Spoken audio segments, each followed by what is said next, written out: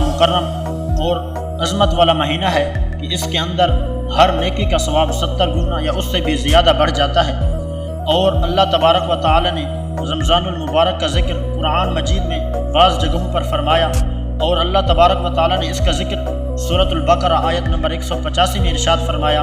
شہر رمضان الذی انزل فیہ القرآن ھدی للناس وبینات من الھدی والفرقان۔ اللہ تبارک و تعالی نے ارشاد فرمایا کہ رمضان المبارک ایک ایسا مہینہ ہے کہ اس کے اندر ہم نے قرآن مجید فرقان حمید کو نازل فرمایا، جو لوگوں کے لیے ہدایت ہے اور اس میں واضح دلیل ہیں، نشانیاں ہیں۔ اور اللہ تبارک و تعالی نے ارشاد فرمایا کہ یہ حق اور باطل کے درمیان فرق کرنے والا یہ قرآن مجید ہے، کہ اس قرآن کو بھی ہم نے رمضان المبارک میں نازل فرمایا۔ اور اللہ تبارک و تعالی نے یہاں پر ارشاد فرمایا، فمن شہد منکم الشہر فلیصم، کہ تم میں سے